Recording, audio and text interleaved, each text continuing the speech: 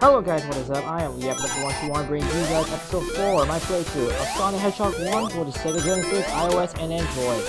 Last time, we braved Swing Yard Zone and got the last 2 Chaos Emeralds of the game. In this episode, we're in the most infamous zone in the game, Labyrinth Zone. Really, the name speaks for itself. The Labyrinth, and there's water. You may be thinking to yourself, this zone is one of the worst. Honestly, I don't mind this zone as much as the guy right next to me. And by that I mean, I actually prefer this zone compared to another infamous zone as you'll see later. As I go through pretty much what is water, and I somehow escaped that. I'm not too sure if I was allowed to go through that platform. There was actually a spike, there were actually spikes above me. I thought I was about to die, but we're fine. Go through here and...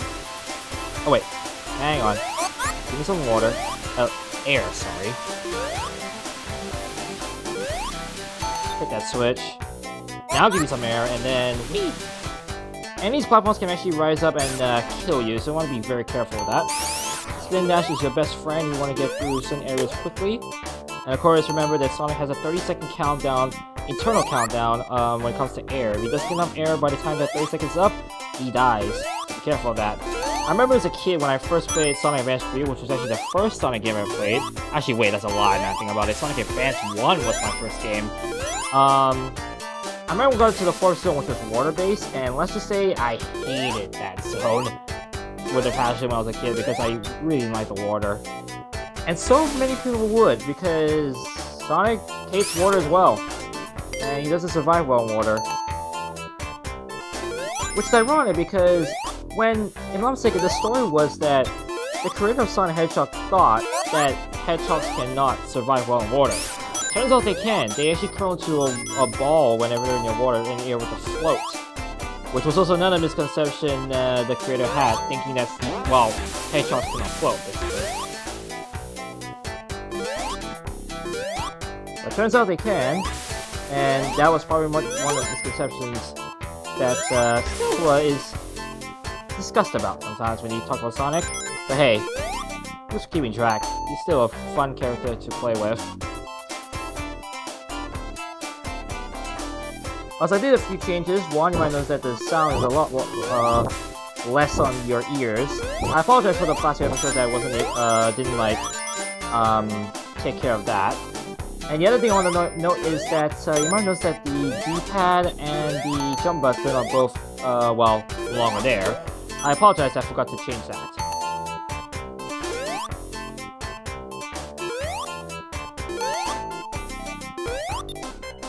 And of course, if you stay in water too long, that happens.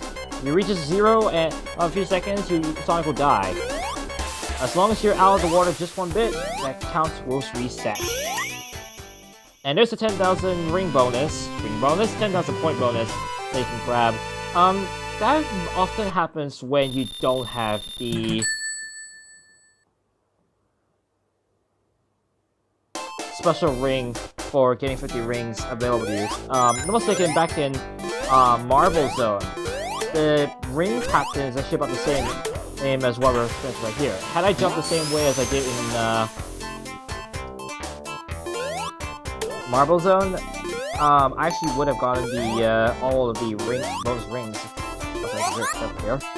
That guy shoots a lot of pellets, so you want to be very careful with that. And it's often recommended you have at least one ring to do every time. Spin Dash is your best friend, as I said before. Not only to spot your enemies, but also to get through the area fast. And I'll admit, when I 100% this game through the achievements in Google Play, the one thing that really helped when it came to time attack was the Spin Dash. Being able to move fast along even water. It really helps a lot. I'll just say that right now. Now right here is one of those areas where you're very confused until you hit this ring box and there's a switch under it. That's the only hidden switch, I believe, in the game. I might be incorrect. Someone can correct me in the comments if they want to. I wouldn't mind being proven wrong, to say the least.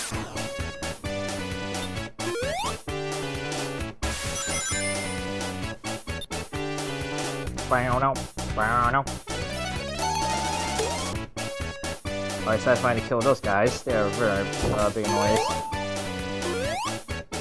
Right here, I recommend just getting some air. It is possible to rush that, but I wouldn't recommend it if I do say so myself. Come on.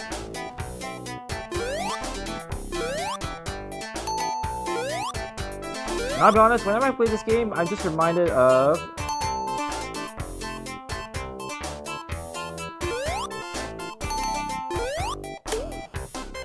Combined 456's playthrough. I remember this part here, he almost died because the enemy actually knocked him out of the bubble and he almost died because of it, but thank goodness a bubble actually came in the nick of time for him.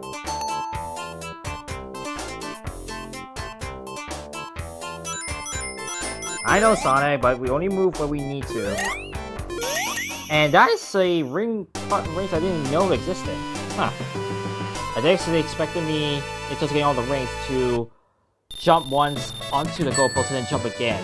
That might be the play to get points. Well, of course, you're not concerned about points, unless you want to get a 1-up, which ironically I did. And right here, my recommendation, spin dash. It will just kill all the enemies that's in front of you. You might notice that they do poke up their, well, I say noses, but I pretty much drills. They're drill mouse. I don't know.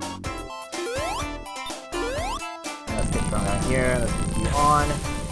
First, I forgot to mention, if you are enjoying this playthrough of Sonic 1, make sure to hit the like button, subscribe for more content, and ring that bell to be notified any upload I make on the channel. Bring Yard Zone, which was the last episode, in the card on the top right. I know I was a little bit late for that, but thought I might finally bring that in since I forgot to say that. 2 pathways you can take. I am actually gonna take the top path. And nearly panic, honestly, because I did. Got it. And give me... not that. Give me that. Whenever you see the drill bit, I would recommend just spin dashing towards it so you at least kill the enemy instead of getting hit by it.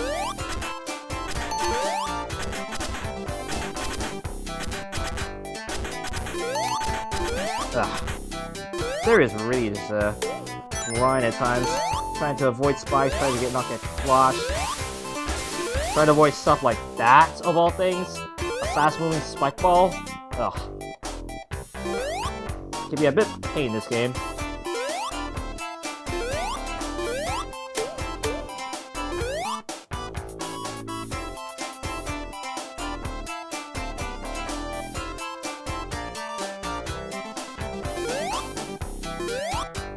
I knew that was gonna hit. Oh well.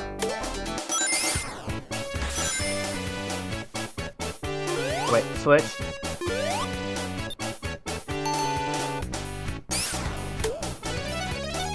I'm surprised they even hit the switch. Come on.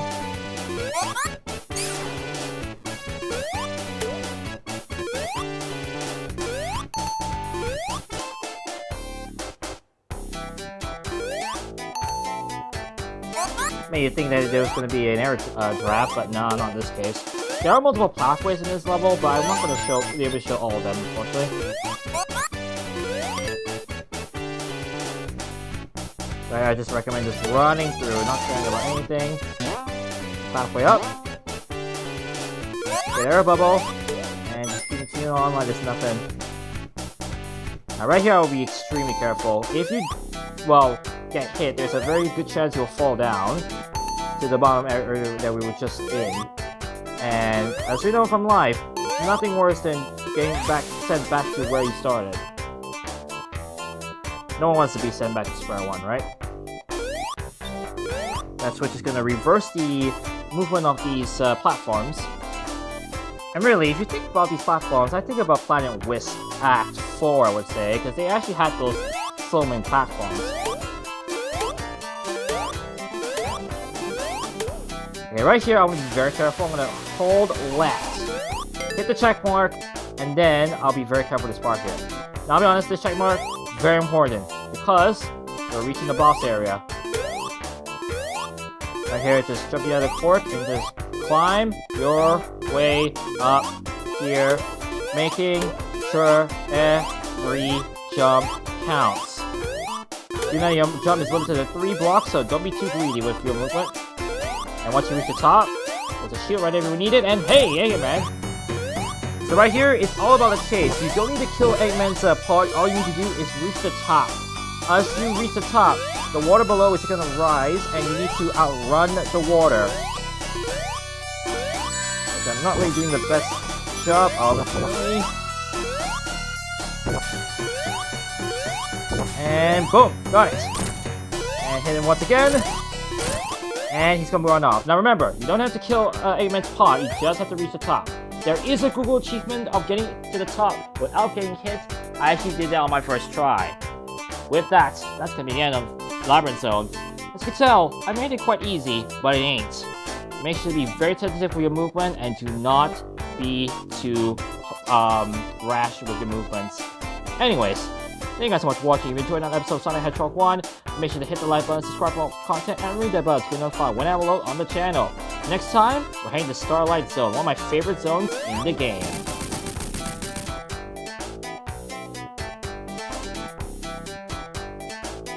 Thank you guys so much for watching, but remember, the adrenaline rush is real. This is the episode 121 signing out. I'll catch you guys in episode 5, my playthrough of Sonic Hedgehog 1. Peace.